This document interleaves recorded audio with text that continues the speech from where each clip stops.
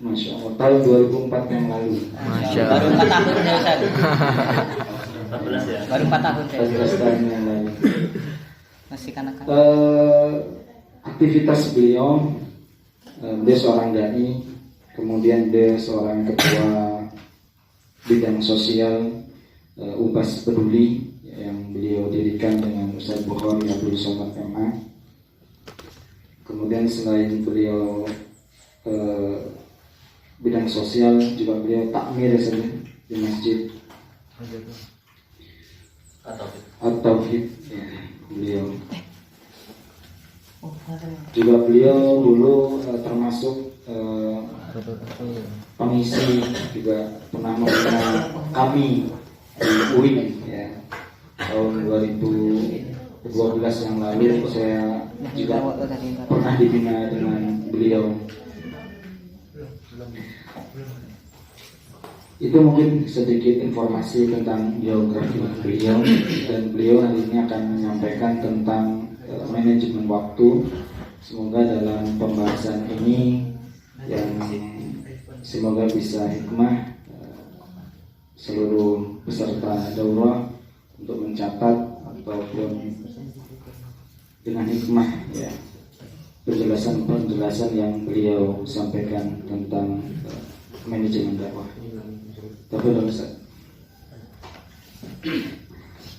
Bismillahirrahmanirrahim. Assalamualaikum warahmatullahi wabarakatuh. Waalaikumsalam warahmatullahi wabarakatuh. Innal hamdalillah nahmaduhu wa nasta'inuhu wa nastaghfiruhu wa na'udzu billahi min shururi anfusina wa min sayyiati a'malina. May yahdihillahu fala mudilla lahu wa may yudlil fala hadiya lahu. Asyhadu an la ilaha illallah wahdahu la syarika lahu wa asyhadu anna Muhammadan 'abduhu wa rasuluhu la nabiyya wa rasulun ba'da. Allahumma shalli wa sallim ala nabiyyina Muhammadin wa ala alihi wa ashabihi wa man tabi'ahum bi ihsanin ila yaumiddin. Gimana kabar teman sekalian? Alhamdulillah. Sehat Ustaz. Di sini kalau saya duduk di sini itu seolah kayak mahasiswa lagi guys. Berat jiwa mudanya. Tapi saya nggak tahu ya, sudah lama saya tidak mengisi. Ya, pada Allah ya hari ini saya diminta untuk mengisi. Mudah-mudahan suasana atau semasa waktu dulu itu bisa saya berikan ya buat teman-teman sekalian. Salawat dan salam semoga senantiasa kita curahkan kepada Rasulullah SAW, para sahabatnya, keluarganya, dan orang-orang yang senantiasa menapaki jejak langkah mereka hingga yaumul qiyamah. Tema yang akan kita angkat untuk saya adalah manajemen waktu. Berat sebenarnya ya, karena memang kita ini mendapatkan keberuntungan dan kesengsaraan itu tergantung terhadap sikap kita terhadap waktu. Bahkan sampai untuk masalah kehidupan di akhirat nanti, bahagiakah kita atau sengsara kita itu tergantung sikap kita terhadap waktu. Nah, ini ada beberapa pepatah yang sering kita dengar. Kalau orang barat itu ada slogan time is money. Apa itu? Waktu adalah uang. Jadi bagi mereka waktu atau hidup yang mereka gunakan itu semata-mata untuk materi saja. Itu orang barat. Ada juga orang Arab jahiliyah. Iya. Agak keren. Apa? Al-waktu asmanu minaz zahab. Waktu itu lebih berharga daripada emas. Ada yang lulusan bahasa Arab? Ada.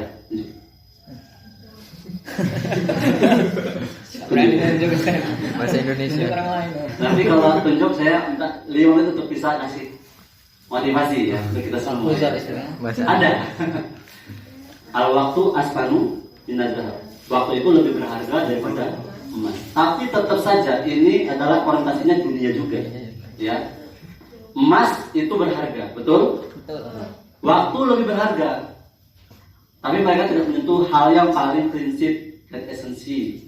Itu telah terjadi dalam agama Islam. Nah, di sini ayat yang akan kita jadikan primadona untuk masalah waktu ini adalah Al-Asr ya. Wal 'asr. A'udzu billahi minasyaitonir rajim. Wal 'asri innal insana lafi husrin. Wal 'asr. Jadi Allah Subhanahu wa taala itu menganggap waktu itu sesuatu yang rahasia dari Allah Subhanahu wa taala, itu yang ada kaitannya tentang kebahagiaan atau kesengsaraan seseorang. Sampai-sampai Allah itu bersumpah dengan makhluk yang Allah ciptakan. Waktu itu makhluk nggak? Makhluk ya. Jangan dianggap waktu itu bukan makhluk. Makhluk Allah Subhanahu wa taala. Tidak ada yang Allah ciptakan kecuali dia adalah makhluk. Waktu itu adalah makhluk Allah Subhanahu wa taala, ya. Khalik, pencipta. Makhluk diciptakan.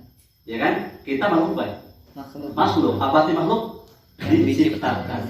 Jadi Allah Subhanahu wa taala ternyata dengan makhluknya sendiri Allah bersumpah wal 'asr. Dan itu banyak ayatnya ya, yang Allah bersumpah dengan waktu, wal fajr, yang wadduha. Artinya waktu itu sesuatu yang rahasia, yang itu menjadikan rahasia manusia juga. Apakah mereka nanti mendapat kebahagiaan atau enggak, itu tergantung sikap mereka terhadap waktu. Orang sukses itu tergantung sikap terhadap waktu. Ada orang itu ketika dia hidup itu nggak sukses, banyak masalah, itu sikap mereka terhadap waktu gitu. Padahal jatah kita sama, 24 jam dalam satu hari satu malam. Ya. Wal 'asr innal insana lafi khusr illa alladziina aamanu wa 'amilus shalihaati wa tawassaw bil haqqi wa tawassaw bis sabr. Demi masa, sesungguhnya manusia itu tetap berada dalam kerugian selama-lamanya. Ya. Wal 'asr innal insana, sesungguhnya manusia itu lafi husrin, tetap berada dalam kerugian. Ya. Siapapun mereka, baik itu tua, muda, kaya, miskin, perempuan, laki, semua itu mereka itu merugi hidupnya. Kecuali 4, ya kan? Dalam ayat ini kecuali 4. Yang pertama apa? Beriman. Illal ladzina amanu. Ya, orang yang beriman. Jadi mereka beraktivitas sebelumnya mereka tuh beriman dulu. Ya.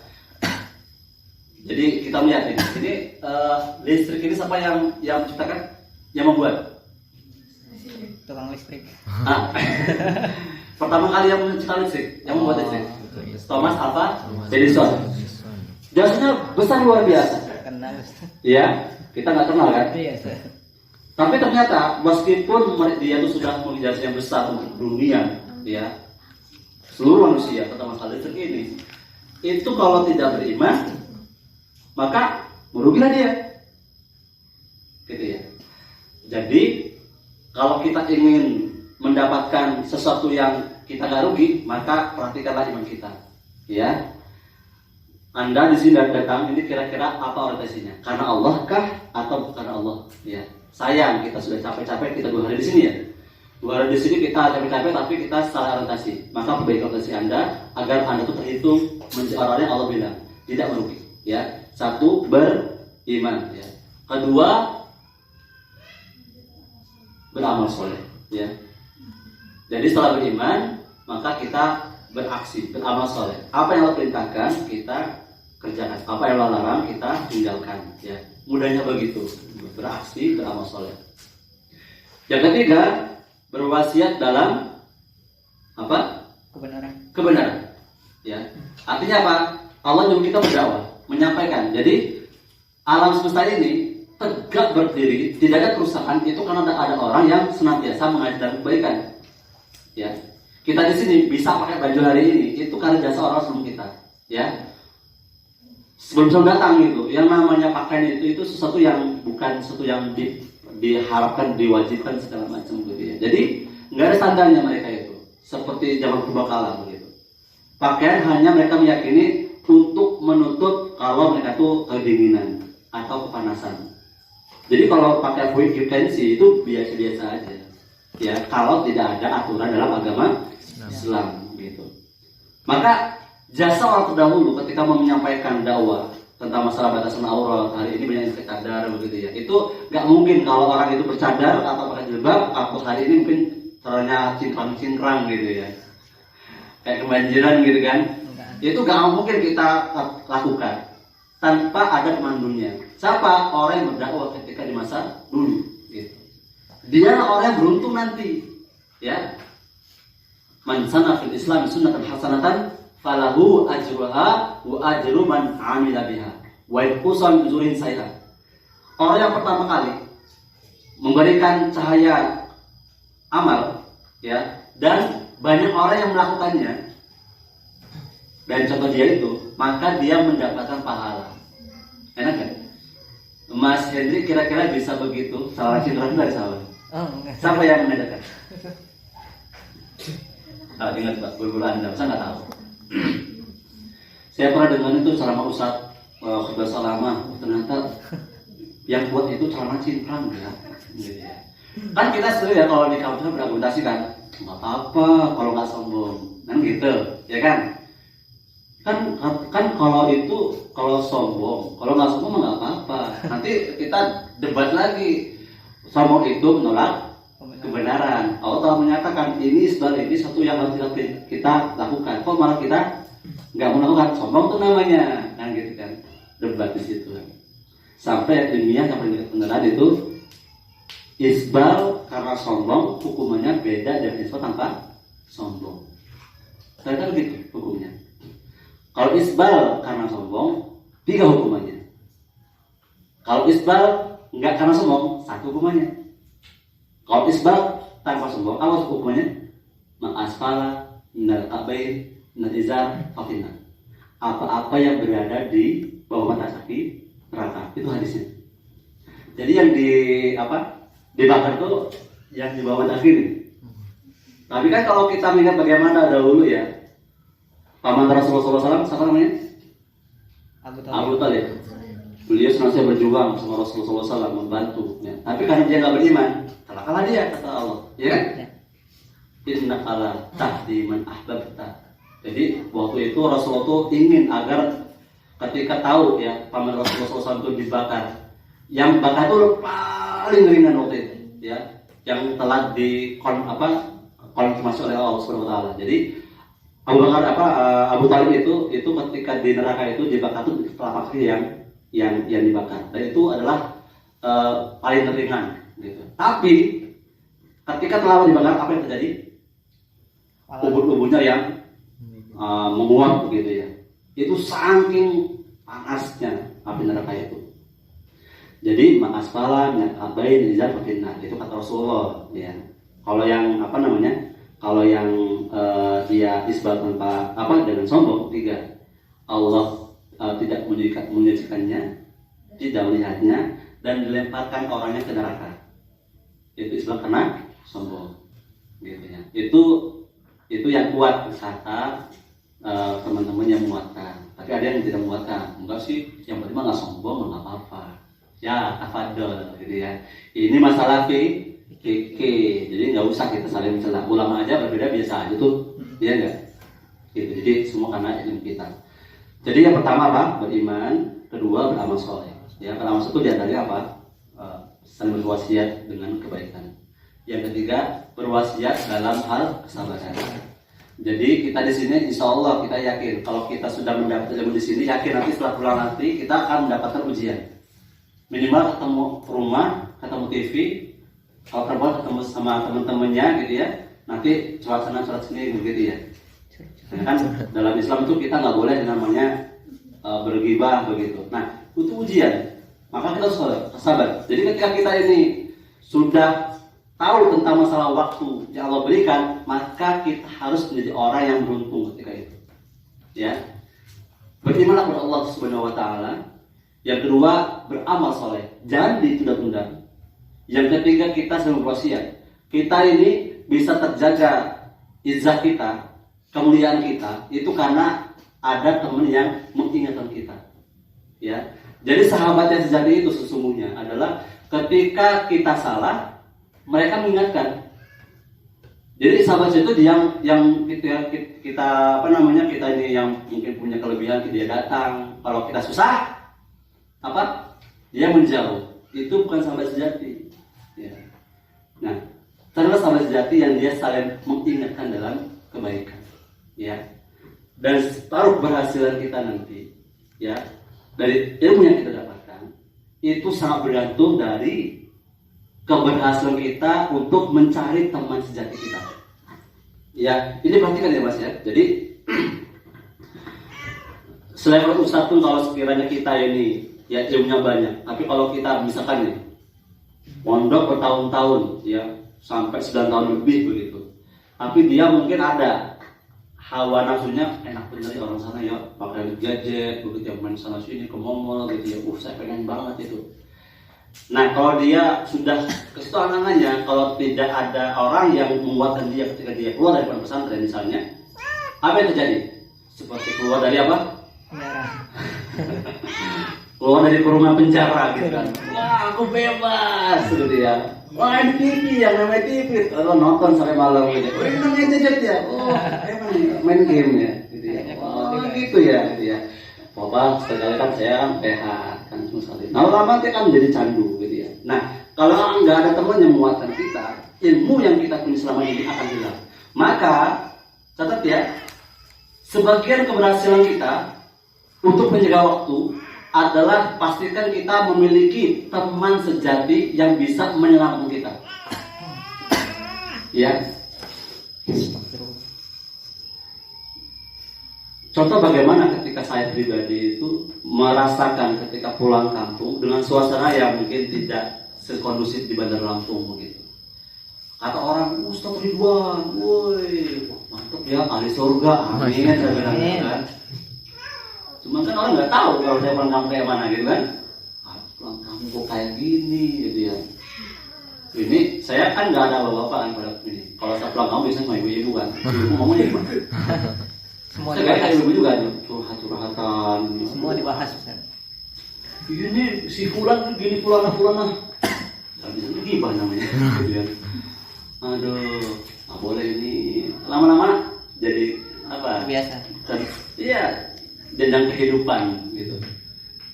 Biasanya kita ini akan sadar ketika kita itu merenungkan diri di dalam masjid atau dalam kamar ketika sholat subuh gitu ya.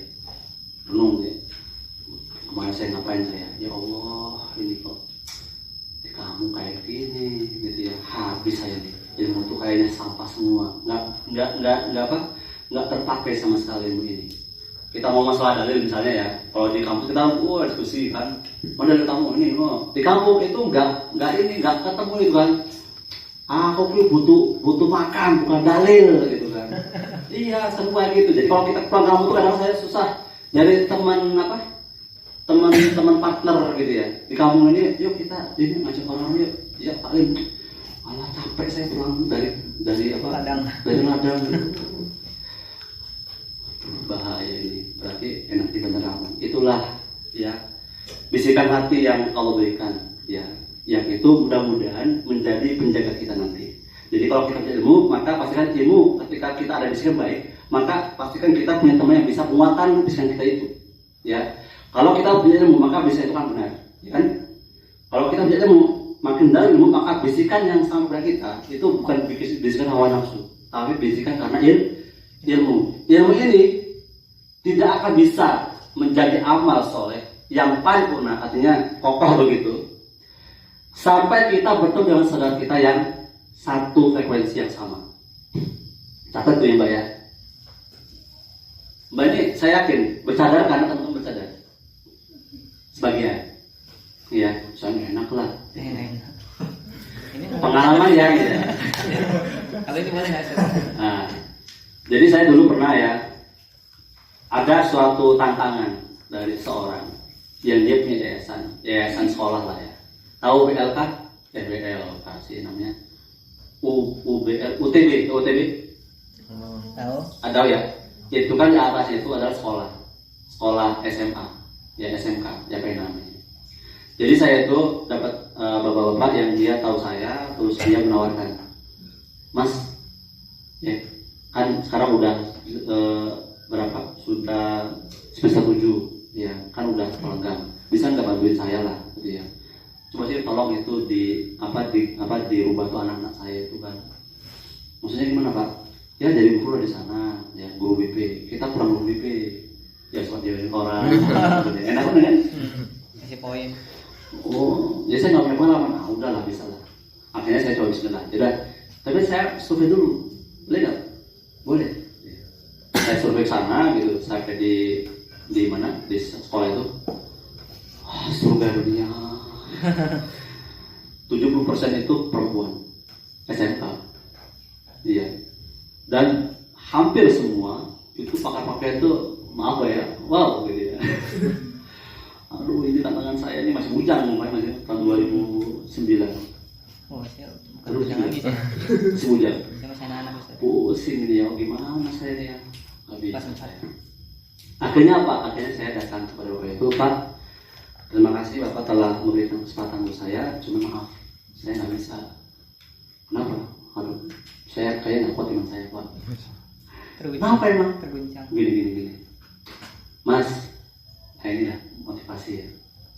Emang kamu pikir tuh kalau kita masuk surga itu mudah? Ya, perhatiin. Emang kamu pikir masuk surga itu nggak ada ujian yang besar? Kita dikasih ujian begini aja udah nggak bisa membuktikan hubungan kita kayak mana. Jadi kita ke surga begitu caranya? Ya enggak sih Pak, cuma kan saya nggak kuat. Gimana? Ya coba dulu lah, kan belum nyoba kan. Kalau nyoba ternyata memang benar kamu nggak kuat, ya itu kamu sudah membuktikan, gitu ya. Kamu memang lemah imannya, belum membuktikan, gitu kan. Oke, gitu kan. Cuma saya juga dari syarat, Bapak kan misinya dakwah kan, mengajak untuk ini, berubah kan, sama juga ngasih syarat ke Bapak. Boleh kan? Iya, apa syaratnya? Itu perempuan jebakan semua. Waduh Mas, kalau gitu Mas saya nggak bisa. Loh, nggak bisa gimana? Kan Bapak kan mengharapkan kita tuh sama selamat. Maksud kan?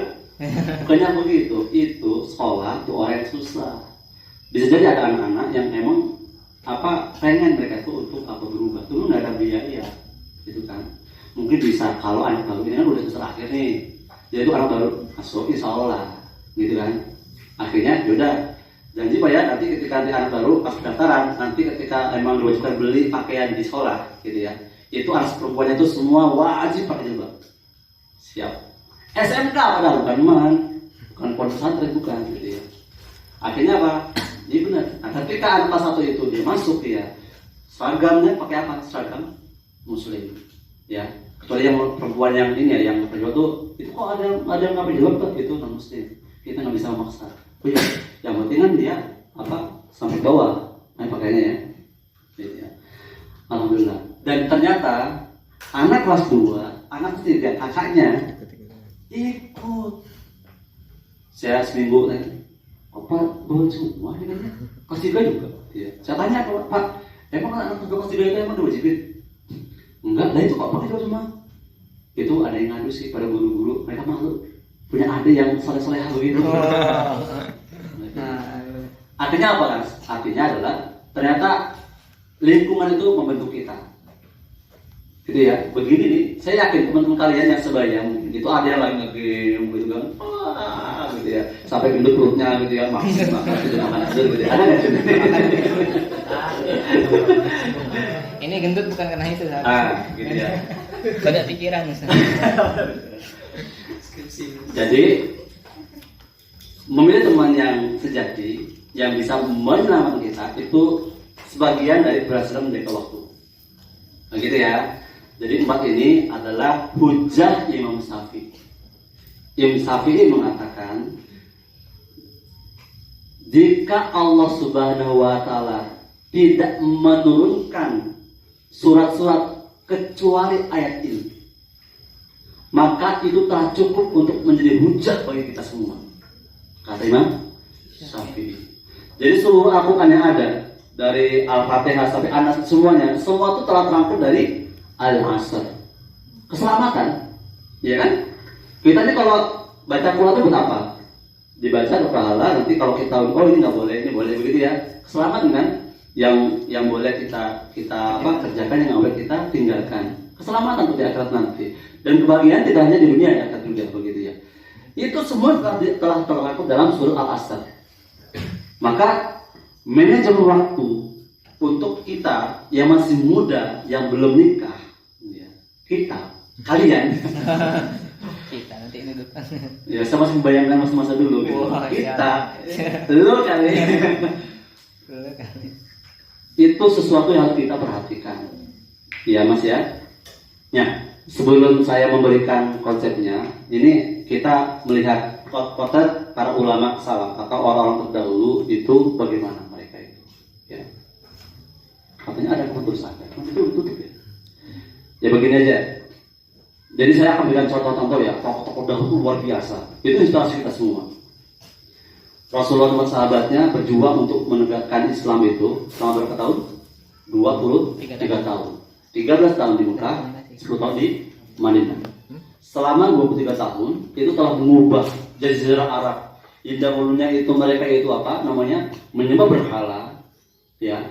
Itu bisa tegak tanpa pertukaran darah. Ya. Itu Rasulullah SAW. Itu manajemen waktu itu. Yang kedua, ini dari para sahabat ya. Jadi kata Ibnu Mas'ud, beliau mengatakan bahwasanya ya, tidak aku mendapati suatu kaum para sahabat yang mereka tuh lebih bakhil terhadap waktunya dibandingkan dengan uang dirhamnya. Bakhil tahu? Pelit. Pelit itu maksudnya apa? Hitung-hitungan ya. Ya. Mas, ngobrol nggak? Apa? Biasanya mau ada dulu berapa menit? Kayak gitu kan. Ya, setengah jam lah. Mau apa? Itu mancing kita. Sampai aja lah. Apa? Mancing apa? Nggak penting gitu. Itu contohnya ya. Gitu. Jadi makanya para sahabat itu begitu. Betul. Jadi sangat hitung-hitung dengan waktu. Ya, potretnya luar biasa mereka itu. Ya. Ada yang namanya bernama Jarir bin Abdullah. Ya. Sahabat Jarir bin Abdullah. Ini potret sahabat yang dia itu sangat konsentrasi untuk menimba ilmu. Ya. Di mana beliau itu untuk menemukan hadis yang sahih. Ini hadis benar nggak ini ya kira-kira? Kamu dapat hadis dari mana? Dari sisi fulan. Di mana? Di sana. Itu ketika sahabat Jarir bin Abdullah itu mencari hadis ini, satu hadis saja, itu untuk menetapkan ini hadis yang benar atau enggak, itu harus menempuh perjalanan, nggak pakai motor, kontak gitu ya, jalan selama 1 bulan untuk mencari satu hadis. Kita ini mudah nih sebenarnya kan, langsung apa sambilah, semua udah kitab-kitab tuh udah di sini semua itu. Itu dahulu tuh luar biasa mereka itu. Nah pertanyaannya, kok mau sahabat Jarir menempuh jalan untuk mencari satu hadis 1 bulan? Itu kalau enggak karena dia tuh terdidik dengan konsentrasi dengan Rasulullah para sahabatnya, enggak akan mungkin mau. Ya. Karena apa? Karena ternyata emang waktu itu telah dibimbing oleh Rasulullah SAW para sahabatnya, dan untuk orang yang terikat kehidupannya. Terikat ya, bukan bebas. Ya. Kalau nggak begitu, nggak mungkin kalau itu mau diatur sana sini ya oleh Rasulullah yang memang menjadi pionir perubahan waktu itu. Yang kedua, Abdullah bin Ubay. Ya, siapa beliau? Anaknya tokoh di Madinah yang itu menjadi orang munafik untuk menghadang Rasulullah SAW berdakwah di Madinah. Nah ya, Abdullah bin Ubay, tahu ya? Abdullah bin Ubay, seorang tokoh di Madinah yang memang waktu itu sebelum Rasulullah itu dicalonkan menjadi presiden kalau bahasa kita, pemimpin di Madinah waktu itu, tapi pencalonan gitu ya. Ternyata pengawal Rasulullah SAW itu sampai ke Madinah, itu ada seorang yang luar biasa akhlaknya gitu ya. Itu nanti diceritakan begini-begini sehingga para sahabat yang telah hijrah ke Madinah itu menceritakan para warga-warga di sekitar Madinah, dan mereka sebagian itu mengharapkan Rasul datang. Ketika datang, benar ternyata Rasulullah menjadi pemimpin di Madinah gitu ya. Nah, tokohnya ini Abdul bin Ubay itu kan bisa dibilang itu kan bergeser nih ya, politiknya terus untuk menguasai Madinah begitu ya. Nah, sehingga apa? Abdul bin Ubay itu kan menghormati Rasulullah, tapi dia itu Islam ya, bersyahadat mereka, yaitu bersyahadat. dan secara zahir dia muslim, tapi kata Allah dia munafik. Ya. Ketika Rasulullah ada, ketika nggak ada, dia itu hina, dia itu bohong, dia nggak usah dengar dia. Ya kamu kan masuk Islam, bohong. Begitu kata Ibnu Ubay. Nah, sampai seketika ketika Abdullah bin Ubay ya mengatakan di hadapan Rasul langsung, ya Muhammad, ya kamu hina, saya mulia. Harusnya saya yang menjadi pemimpin, bukan kamu. Kata Abdullah bin Ubay. Hal itu terdengar oleh anaknya Abdullah bin Ubay. Abdullah ini apa yang beliau berbuat? Datang ke sana menghadang, ya ayahnya sendiri, ya kan? Wahai ayah, kamu tidak akan bisa masuk dalam Madinah lagi, ya sampai kamu bisa mengatakan Muhammad yang mulia, engkau yang hina.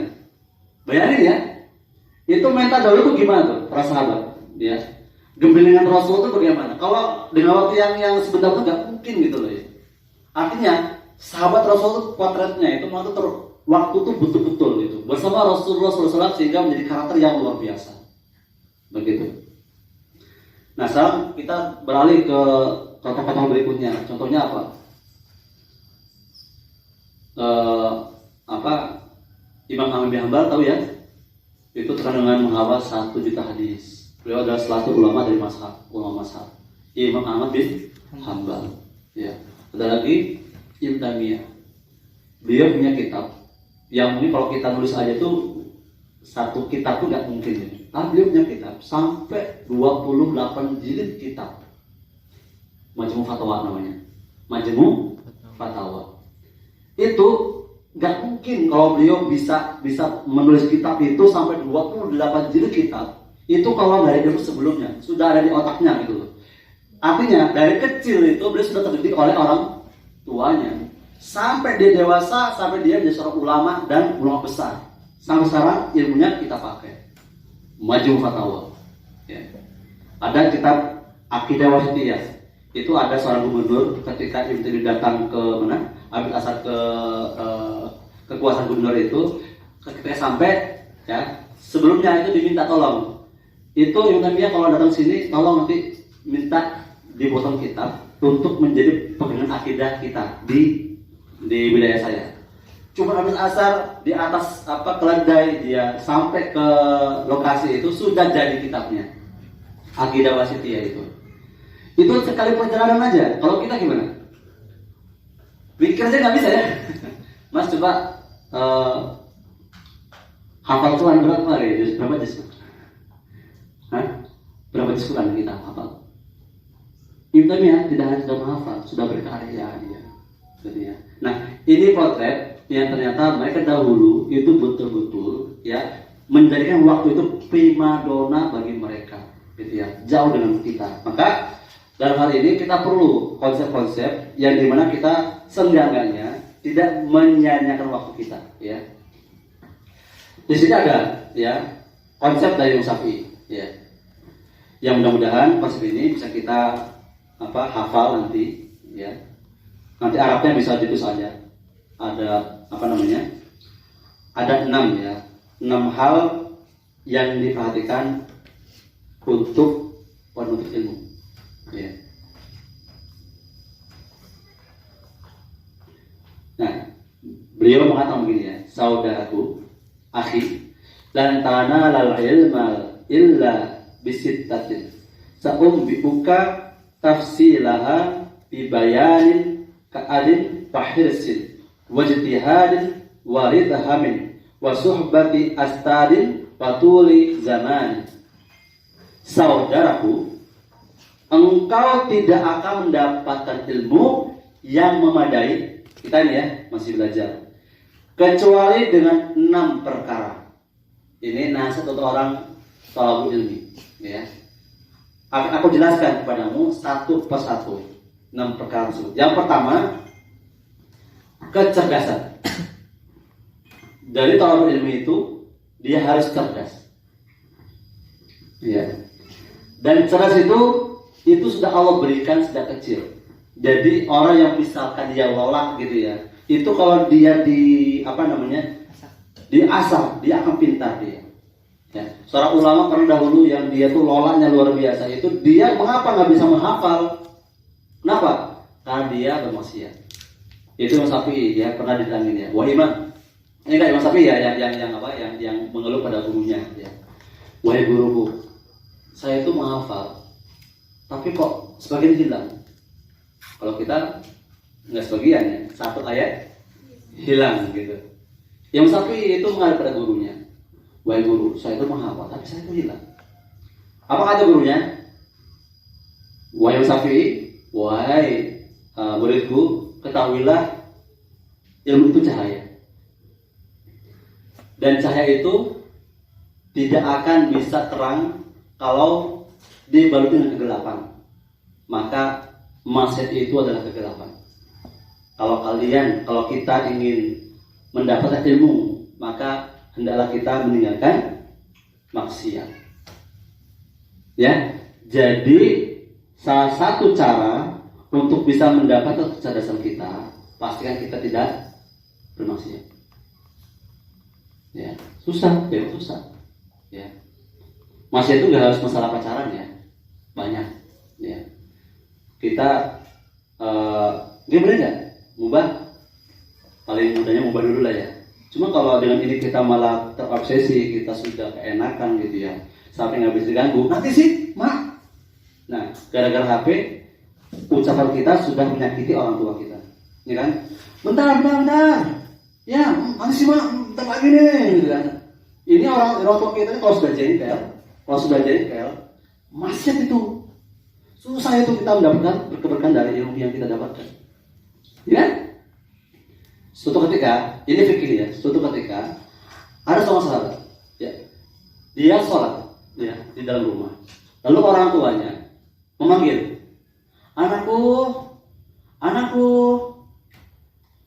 sedang sholat nih ya. Ya Allah, ini gimana orang tua saya? Saya sedang tua nih, butuh bantuan saya. Tapi saya sedang sholat. Ya. Sholat nggak ya? Sholat atau batalin? Kalau saya sholat, orang tua manggil. Kalau saya manggil, saya sedang sholat. Akhirnya dia memutuskan apa? Saya memilih sholat. Ya, saya memilih sholat. Orang tuanya, ibunya, akhirnya jengkel gitu ya. Bener-bener anak yang udah diperintahkan nggak mau datang gitu ya. Saya sumpahin kamu tidak beruntung. Akhirnya terjadilah nggak beruntung. Ya, ini susah. Akhirnya suatu ketika dia mendapat jawabannya. Oh, berarti ini kan orang tua saya nggak ridho. Akhirnya dia mendapat orang tua. Bu, maaf ya waktu itu kalau sekarang ini nggak hidup dengan saya. Jujur saya waktu itu saya sedang sholat. Oh, sedang sholat ya? Iya. Oh iya. Ibu udah hidup belum? Sudah hidup ya. Jadi kalau saya nanti dipanggil nggak datang, mungkin saya sedang sholat Bu ya. Maaf ya. Oh iya, akhirnya balanya bilang. Ulama itu mengambil sisi ilmu dari sini. Pertanyaannya, salahkah dia anak ini ketika dia tetap sholat tidak mengindahkan orang tuanya? Salah nggak? Tetap, pertanyaannya, tetap sholat atau meninggalkan sholat? Nah, tetap sholat tapi kena bala dari orang tuanya. Nah, satu wajib ini. Kasih kode Ustaz. Kodenya jauh. Batuk Ustaz. Atau Allah Akbar ya gede. Udah kayaknya. Allahu Akbar.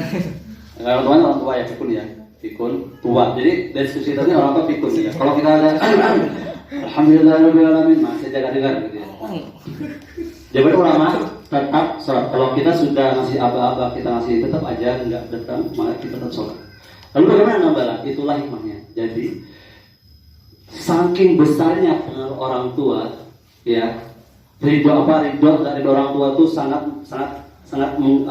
menjadi kunci kita dalam keberhasilan. Sampai anak yang sedang sholat yang dia nggak ada salah pun itu terkena bencana dari doa orang tuanya. Ya. Jadi kontennya ini, anak nggak salah, tetap sholat. Cuma ini hikmahnya, Berarti ada pelajaran nanti sampai kepada orang tua biar nggak salah paham lagi gitu loh. Paham ya? Setelah itu redo akhirnya selesai itu nggak ada apa lagi. Nah itu katanya anak-anak itu tuh nggak salah dia betul salah gitu ya. Bayangkan ya, yang nggak salah aja kena bala dari orang tua. Kalau orang tua orang yang malidot maka celaka dia. Apalagi masalah kecil begini pun itu sangat-sangat berbahaya gitu ya. Kita suka ngomong yang nggak baik ke orang tua kita, ya. Jangan-jangan kalau kita ini ya punya uang tapi kita nggak pernah puas, kita banyak hutang kita, atau kita punya pekerjaan kita nggak sukses, atau kita kuliah kita mungkin nggak bisa berhasil begitu ya, sampai kita mahasiswa abadi MA ya gelarnya kan. Bisa jadi itu karena apa? Karena pengaruh dari hidup orang tua kita. Hidup orang tua kita, maka pastikan Anda kalau misal datang ke sini, ya, ini catatan kita. Kalau kita mendapat kecerdasan dalam berilmu, pastikan datang ke sini itu orang tua kita sudah jauh. Kalau kita orang tua yang jauh, pastikan kita sudah ada komunikasi yang baik ke orang tua kita. Ma, kalau saya kuliah di sini, mari dulu masih ma. Itulah yang saya rasakan, gitu ya. Yang saya bagikan juga. Ilmu ini ternyata benar. Saya jujur ya, waktu itu saya kan masuk yang pengen mondok nggak ya? Mondok. Sampai-sampai saya tuh tinggalkan kuliah saya. Setahun saya kuliah di IN itu. Jujur waktu itu saya masih pusing. Ini semua jamaah paling benar sendiri. NU paling benar, Muhammadiyah paling benar, Salafi paling benar. Yang benar yang mana? Kayak gitu nggak sekarang? Ya kan? Saling menyalahkan gitu ya. Pusing gitu kan? Tapi kalau kita ada ilmunya, nakarnya gimana gitu loh. Kalau kita nggak ada ilmunya, nakarnya gimana? Banyak orang tuh merasa benar tapi nggak ada ilmunya, ngesok gitu loh ya. Lah kita nggak ada ilmunya gimana gitu kan? Ya ikut sana oke, bener kok itu, bener juga gitu ya. Akhirnya saya apa? Harus mondok saya. Kalau nggak mondok nggak bisa. Akhirnya saya mondok. Mondok itu perjuangan luar biasa. Orang tua kata, ya Allah anakku, kamu tuh mondok tuh ya, orang kuliah belum selesai. Selesai dulu lah kuliahnya. Alamak, kalau kuliah dulu nanti kalau selesai kuliah, saya mondok, nikah gitu kan. Orang saya umur ketika semester 7 udah mau nikah gitu kan. Jadi saya, tolong lama, ya bisa. Akhirnya kita ke orang tua. Orang tua setahun saya, alhamdulillah ya, setahun saya mondok berkahnya luar biasa. Setahun loh mas, bukannya 4 tahun sampai seterusnya. Setahun saya mondok, tapi berkahnya luar biasa gitu ya. Sampai keluar dari pondokan gitu ya, saya baru merasakan manfaatnya ketika itu orang tua itu hadir gitu ya. Setahun setelah itu kesimpulannya yang bisa dapatkan apa? Tidak ada jamaah yang sempurna kecuali jamaah Rasulullah SAW. Yang kedua, selama jamaah itu punya prinsip-prinsip akidah dan tauhid yang sama, maka dia saudara kita meskipun berbeda jamaah. Begitu aja udah. Jadi Ahlussunnah wal Jamaah yang satu golongan surga, yang 72 golongan lainnya masuk neraka, kan gitu ya. Satu golongan itu kelompok nama, organisasi bukan. Dia sifat. Siapapun dia, kan begitu. Ini satu golongan itu gua, yang jamaah adil itu enggak masuk satu golongan. Itu salah. Jadi satu golongan itu adalah siapapun mereka yang mengikuti sunnah Rasulullah dan para sahabatnya. Tinggal kita gali saja di situ. Kalau sudah gali, enak kita. Saudara saya itu Muhammadiyah. Mengapa? Karena sama akidahnya, ternyata sama. NU sama juga. Beda dikit lah masalah akidah, nggak apa-apa gitu ya, nggak apa-apa amat. Yang para apa? Yang mengatakan semua agama sama. Ini udah beda ini. Gitu kan? Atau yang punya keyakinan Nabi baru setelah Rasulullah, sudah beda ini. Enak kan? Yang meyakini bahwa Abu Bakar, Umar, Utsman itu kafir. Udah beda ini. Mengapa? Rasulullah mengatakan Abu Bakar, Umar, Utsman, Ali, sahabat Rasulullah yang masuk surga. Lah ini kok malah mencaci maki para sahabat. Ini bukan akidah kita ini. Ternyata kalau sebegitu banyak saudara kita kok. NU saudara kita, Muhammadiyah saudara kita. Cuma yang beda ada, cuma nggak prinsip banget begitu loh. Contoh, ya, menurut Nabi loh, menurut Nabi ya. Kan kita sudah ya, sunnah gitu ya. Ulama dahulu itu sudah biasa berbeda. Ulama sebagian ada yang mengatakan sunnah, ya. Tapi ada yang mengatakan kita. Tapi mereka sama-sama sunnah. Dan tidak mengklaim saya surga kamu neraka, nggak ada. Kita nggak. Berarti kamu kalau meyakini kami itu kalau itu apa berita, berarti kamu mau menuduh saya neraka gitu. Ini kan provokator namanya. Ulama dulu itu sudah biasa. Contoh, yang namanya kunut subuh tahu? Kunut subuh itu ulama dulu sudah ada namanya yang ini bid'ah, ini sunnah gitu ya. Imam Abu Hanifah meyakini kunut subuh bid'ah. Imam Syafi'i meyakini kunut subuh sunnah. Imam Ahmad bin Hanbal itu merajihkan yang tidak kunut subuh tapi tidak sampai ke membid'ahkan, begitu ya. Tapi Imam Abu Hanifah tidak menyalahkan ulama mazhab Syafi'i yang enggak ada. Kenapa? Ijtihad dari fikih ulama mazhab. Nah, kita begitu harusnya gitu loh. Ulama aja akur, kita kok malah enggak akur. Dulu itu gara-gara masalah ini masih kecerdasan ya. Gara-gara masalah sarung dan enggak sarung, beda masjid. Dulu ya di negara mana saya nggak tahu gitu. Itu gara-gara kunut itu atau bismillah itu beda masjid begitu ya. Enggak begitu itu amat. Kalau orang itu harus punya, sudah. Ulama kita dulu nggak gitu kok, biasa-biasa aja. Kitanya aja yang baper. Udah baper, diprovokasi, gitu ya. Itu yang suka bidah itu nganggap itu ahli surga itu. Oh iya tahu ya, oh kamu ahli surga ya, wah sok suci lo, gitu ya. Gitu. Tahu nggak? Itu kamu tuh yang kata itu sama dia tuh di neraka itu apa? Bid'ah itu neraka kata dia tuh. Oh gitu ya. Kasih lagi, gitu kan? Kayak gitu nggak kita? Itu yang sadar itu kayak itu yang suka ngebom itu di kerana, kan gitu ya. Waduh, ini cengkang ini jangan-jangan ini yang suka ngebom sana itu ya. Waduh, bahaya. Itu provokator gitu. Kecerdasan. Yang kedua, keinginan yang besar untuk mendapatkan ilmu. Besar nggak kita untuk mendapatkan ilmu itu? Kalau kita setengah-setengah, susah. Dan yakin ilmu yang paling penting, yang paling besar, yang paling bermanfaat untuk kita adalah ilmu agama. Ya. Makanya, jujur aja, saya pribadi menilai kita SD sampai kita kuliah itu salah semua kita. Kenapa? Menjadi agama itu dinomorsekiankan, ya kan? Kelas minggu kita berapa? Kita dapat ilmu agama 1 hari kan? 2 jam kan? Padahal literasi ulama itu agama itu dominan sekali. Kita perlu tuh nggak kita baca itu. Itu pun yang kita baca itu bahannya penting. Akidah pernah kita bahas. Pembatal keislaman, nggak ada. Masalah rukyah aja nggak ada. Rukyah tahu dari mana? Dari sekolah. Di kampus. Rukyah itu pengobatan utama kata Rasulullah SAW. Betul ada bekam, ada apa lagi? Bekam herbal, ada zaitun, ada kurma dan kawan-kawan. Rasulullah menjadikan menjadikan rukyah sebagai pengobatan utama. Sampai Rasulullah sakit, Siti Aisyah itu mengobat Rasul dengan apa? Rukyah. Dengan rukyah, bukan dengan bekam. Artinya pengobatan utama gitu, boleh bekam gitu ya. Tapi mindset dahulu Al-Quran itu utama itu menjadi pengobatan. Sekarang mana ada ilmu itu nggak ada gitu di sekolah-sekolah kita. Maka bagi Allah bagi kalian yang sudah paham ini, ketika nanti kalau nanti punya istri punya suami dan punya anak, harapan kita anak kita masuk pondok pesantren, gitu ya. Jadi ilmu bahasa ilmu agama. Yang ketiga, mujahadah, apa artinya? Bersungguh-sungguh, kesungguhan, ya. Sungguh-sungguh. Yang keempat, dirham. Apa dirham? Uang, biaya.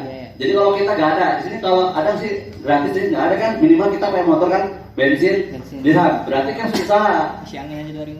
Nah, mungkin nanti ada di sini yang sebelum sini dia pesan dulu, katanya beli jualan banyak dulu kan gitu. Atau jual pulsa apa gitu. Terus alhamdulillah bisa beli bensin, langsung datang di sini gitu ya. Dirham itu penting gitu kan. Sampai Abdullah bin Mubarak itu multi talenta. Saya pengen kayak Abdullah bin Mubarak. Dia sudah ulama, orang berilmu, dia orang kaya, dia pejuang, dia mujahidin. Itu Abdullah bin Mubarak. Harapan kita pengen kayak beliau juga gitu. Yang keberapa? 5. Bergaul dengan orang alim. Ya, orang alim menjadi tempat curhat kita, bukan orang-orang yang selevel dengan kita. Karena kadang-kadang salah, gitu ya. Nanti ya, saya tuh benci sama si dia. Iya itu benar sama si dia tuh. Saya juga sangat benci sama. Ngomporin kan? Nah itu nggak pas. Benar-benar orang yang ngomporin. Gitu ya. bergaul dengan orang alim sehingga kita bisa menambah kecerdasan emosional gitu ya. Yang berikutnya terakhir, waktu yang panjang. Jadi kita ini berlelah ya, waktu panjang. Jadi waktu kita untuk menimba ilmu itu bukan waktu sisa, tapi waktu yang panjang. Sebagaimana Imam Syafi'i, beliau pernah ketika habis isya, beliau tidur di rumah ulama begitu ya. Beliau tiduran begitu ya. Nah, ulama ini ngomong ke anaknya, kita kedatangan tamu yang ulama besar namanya Imam Syafi'i ya. Dia luar biasa orangnya. Iya tak? Iya. Akhirnya Imam Syafi'i datang dan tidur. Kan penasaran ya anaknya? Mana sih ulama yang hebat? Cuma tiduran aja, pakai kayak gitu ya. Akhirnya dia ngadu pada orang tuanya gitu ya. Saya tidak mendapati sesuatu yang lebih kecuali dia cuma begitu aja, dia tiduran di atas kasur. Kalau begitu, ya. Besoknya disamperin Imam Syafi'i, "Oh Imam, Anda semalam tidur nggak?" Tidak. Terus ngapain? Ya saya saya tidaklah saya di atas kasur, ya. Kecuali saya mendapatkan 72 bab tentang ilmu. 72 bab tentang ilmu. Jadi itu tulis, jadi berbahan. Sampai-sampai saya wudhu isya saya bisa dipakai buat sholat subuh. Nggak tidur artinya, baru geleng-geleng itu. Itulah potret imam kita. Ya dahulu, ketika kita menimbul mereka yang kita bisa kita nikmati hari ini, mungkin kayak begini, Abu Umar Abdillah. Tahu ya dia? Beliau itu terkenal dengan pimpinan redaksi majalah Ar-Risalah. Tahu Ar-Risalah? Itu sampai ratusan eksemplar tuh edisi, sampai ketika pandemi itu tutup usia. Itu kalau nggak salah sebelum lalu beliau ngomong, bulan November ya. Ini edisi yang kesekian, mohon maaf kami nggak bisa melanjutkan karena satu hal ya, mudah-mudahan ada hikmahnya begini. Beliau karya luar biasa. Saya yakin beliau itu ketika menimba ilmu menulis majalah itu ilmunya sudah ada di kepala gitu ya, nggak harus tahu ya, banyak gitu ya, satu-satu. Hadis dihafal, ya kan? Al-Quran dihafal, anak-anak sudah hafal Quran, gitu. Enak banget gitu ya. Ilmu tinggal diambil aja, kalau kita ada yang nggak kuat, tinggal dibuka buku. Ya benar, terus lagi. Saat aja buat buku begini diantaranya. Muslim hebat. Nah, harapan saya teman-teman yang masih baru mahasiswa ini beli buku ini. Insya Allah bisa memotivasi kita semuanya. Itulah 6 hal ya, 6 keadaan orang yang berilmu. Kalau berilmu, sebagaimana yang dinasihatkan oleh Imam Syafi'i. Ya, itu saja materi dari saya tentang manajemen waktu. Semoga ilmu yang sedikit ini bisa memberikan manfaat untuk kita semua. Sebelum saya tutup, mungkin ada pertanyaan yang ingin disampaikan. Silakan.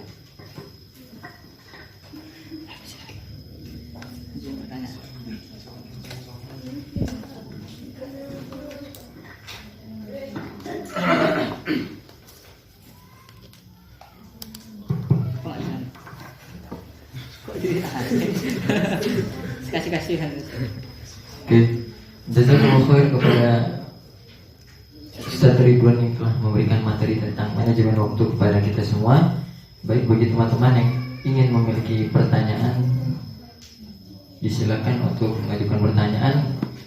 2 pertanyaan ya, karena mengingat waktu kita yang bentar lagi sholat zuhur. Bagi yang memiliki pertanyaan, disilakan.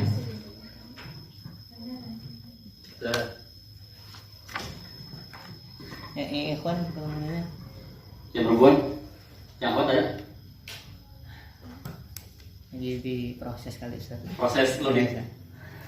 Panjang pertanyaannya.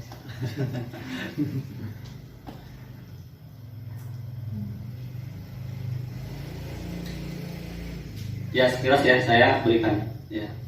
Jadi harapan saya teman-teman, kalau sudah aktif menjadi aktivis ya yang menimba ilmu begitu ya, harapan saya kalian itu sudah punya muhasabah harian ya.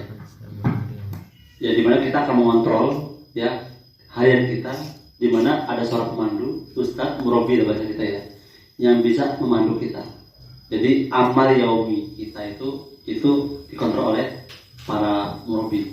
Jadi kegiatan ilmiah kita, kegiatan fisik kita, ruhiyah kita, ya fikriyah kita itu terpandu.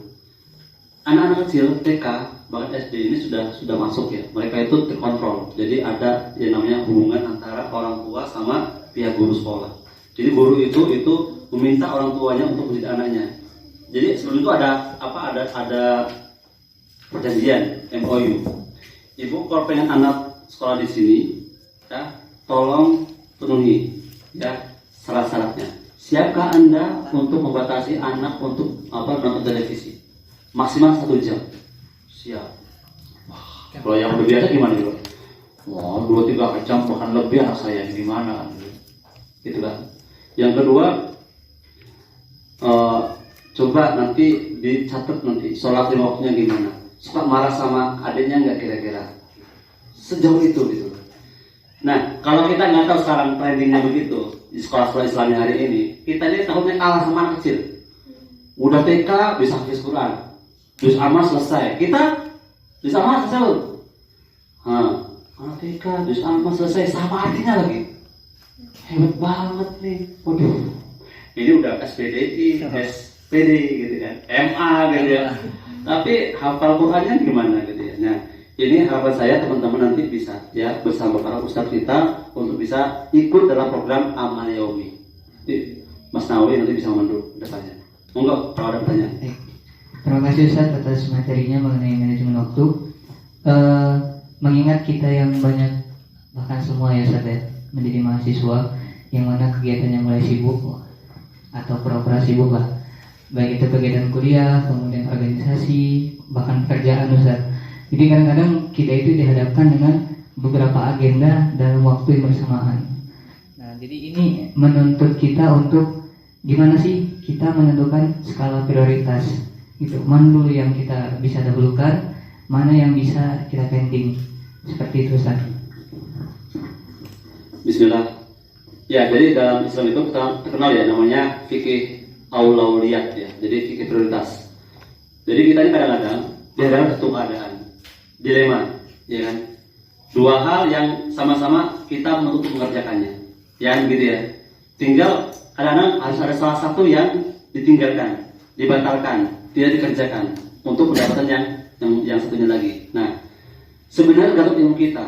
Kalau kita berilmu, maka kita akan bisa memilihnya, gitu ya. Contohnya tadi kayak anak tadi yang di sekolah kan ya. Kalau dia nggak berilmu, bisa jadi dia akan membatalkan sholatnya untuk memenuhi permintaan dari orang tuanya. Nah begitu. Sekarang begini, seorang wanita, ya, dia ketika ke kampus di ilmu ya nggak, tidak ilmu. Tapi di kampus ini kan campur nih laki perempuan. Dalam Islam bagaimana? Kalau seandainya ya bercampur di kampus kita ya, laki perempuan, kita sudah nggak bisa kita membantu orang tua, kita ke kampus. Di kampus ternyata laki perempuan itu campur. Dan di sana nggak boleh campur, ya nggak? Tapi kalau pulang kampung nggak ada ilmu, ya kan? Juga kita bisa merosot ilmu kita, nggak ada teman untuk menguatkan amal kita, iman kita begitu. Jawabannya apa? Tetap di kampus atau pulang kampung aja? Di kampus itu kan kesalahannya apa? Bercampur laki perempuan. Dalam Islam nggak boleh. Kalau kita pulang kampung nggak dapat ilmu, bahkan kita akan jauh, kita nggak akan mendapatkan motivasi untuk beribadah dan sebagainya. Jawabannya adalah menghilangkan mudarat yang lebih besar, gitu ya. Cari mudarat yang paling kecil, begitu. Itu kalau sama mudarat ya. Jadi Islam mengakui ada dua hal ya bertentangan di mana Islam itu berjalan. Sebagaimana dahulu ketika Rasulullah telah memberikan contoh, kalau kita ini ke hutan ya, tiba-tiba kita tuh nggak ada makan yang kita makan dan kita nanti mati kalau kita nggak makan. Di sana ternyata ada babi bisa kita makan. Dalam Islam babi boleh nggak kita makan? Nggak boleh. Tapi kalau kita di sana di hutan belantara nggak ada makan kecuali babi yang bisa kita makan, misalnya gitu kan, misalnya gitu. Kalau kita makan, insya Allah gitu ya, bisa bertahan. Maka yang lebih utama apa?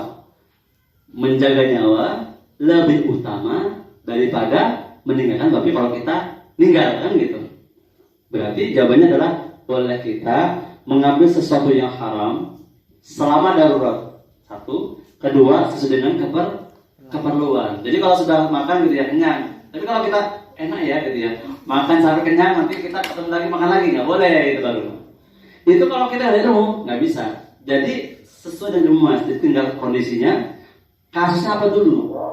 Apa kasusnya kira-kira? Kasusnya apa? Misalnya Ustaz, lagi mau pilihannya dua sih. Kita mau sholat duha atau mau kuliah, gitu misalnya. sholat duha atau mau kuliah? Iya. Nggak bisa dikompromikan. Enggak. Masa iya? Misalnya Ustaz, misalnya. Misalnya nggak bisa, yang belum terjadi sih masalahnya mas. Duha itu dari jam 7 sampai sebelum zuhur ya, setengah 12. Kuliahnya juga siang. Kuliah itu ada ikatan kan? Terikat oleh peraturan. Ya enggak? Wajib. Wajib kan? Duha sunat. Berarti Utamakan yang wajib. nah begitu. Sampai-sampai begini adanya. Adan apa? Penuhnya kita. Memenuhi panggilan adan, ya kan? Tetapi di sini ada satu amanah. Apa? Selama ilmu itu belum selesai, kalau itu udah bisa tinggal di closing begitu, maka selesaikan dulu. Setelah itu baru kita sholat. Makanya ada kan kasus di mana ketika sholat isya gitu ya, sholat isya, di mana sedang taklim belum selesai nih, ya tiba-tiba adzan. Boleh ulama mengatakan teruskan. Kenapa? Karena kalau jamaah itu masih bisa bertahan, dia nggak bubar, maka lebih utama suatu diakhirkan sholat isya itu. Begitu. Selama jamaah itu tidak bubar. Tapi kalau ada yang pulang segala macam itu baru nggak boleh. Jadi kalau kita paham masalah ini tadi, masalah kita bagaimana yang prioritas itu tergantung ilmu yang kita punya. Kalau kita sudah tahu, maka itulah jawabannya. Ilmu yang kita punya mas ya. Prioritas itu tergantung ilmu yang kita punya. Kalau sudah tahu jawabannya, maka itulah jawabannya. Iya, Ustaz. Ini ada. Ada lagi? Sudah? Ini Mungkin satu lagi lah ya. Satu lagi aja. kantongin dulu. Selasa lagi awalnya. Afwan Ustaz, baru masuk nih. Ada dua penanya nih Ustaz. Yang pertama, bagaimana menanggapi orang-orang yang banyak tanya menanyakan hal yang tidak jelas ada hukumnya di Al-Quran dan hadis? Jawabannya sabar. Enggak usah dijawab, Ustaz. Wah, aja. Ini kan bahasa kita ya. Jadi kalau ada sahabat kita bertanya, kita jawab. Nanya lagi. Kan? Kalau bahasa itu dia memang menggali suatu jawaban, dan itu memang jawabannya dia multi ilmu, begitu boleh, nggak masalah. Tapi kalau dia kayak merasa nggak yakin, begitu ya, sahabat kita. Kalau saya secara pribadi itu kalau keluar begitu, itu introspeksi diri kita aja, ya kan? Kurangan saya apa nih kira-kira dalam menjawabnya? Jangan-jangan saya tuh nggak yakin orangnya. Oh, kurang peci mungkin ya. Oh, saya tuh mungkin dalam kesan saya nggak meyakinkan dalam masalah akhlak begitu ya. Karena kadang orang dia sebenarnya bisa mengikuti ilmu kita, itu tidak harus kita yang menyampaikan dan dia paham, tidak. Dengan akhlak kita sendiri, kita nggak ngomong pun ya, dia akan ikut kita, ya kan? Enak ya. Nah, ada orang awam yang dia ikut bukan karena isinya, tapi karena akhlaknya. Ya, jadi kalau menjawab pertanyaan ini, maka kita introspeksi aja, ya. Kita evaluasi diri kita. Kalau kita merasa belum performa dalam jawabnya, mungkin banyak faktor ya. Bisa faktor cara pengucapannya, retorika dakwahnya, atau ilmu yang kita punya belum kuat referensinya begitu. Ya, maka kita belajar cara kita menyampaikan bagaimana, atau sikap kita, apa kita mungkin. Kita sudah bagus kita dalam menyampaikan, ya berbusa-busa kita berdalil begitu ya. Tapi orang itu malah makin panas, makin bertanduk gitu ya. Akhlak berarti akhlak. Kebanyakan banyak perpecahan di antara kita itu bukan karena ilmunya, tapi karena akhlak kita. Ya, maka mudah-mudahan teman-teman di sini, kalau misalnya di sini punya hidayah ya, yang mungkin berbeda dengan yang sebelah misalnya, maka kita harus bersabar. Kalau saya justru ingin menggali potensi teman-teman yang berbeda. Kok beda ya? Contoh ya, itu kok beda ya? Mau beda ya?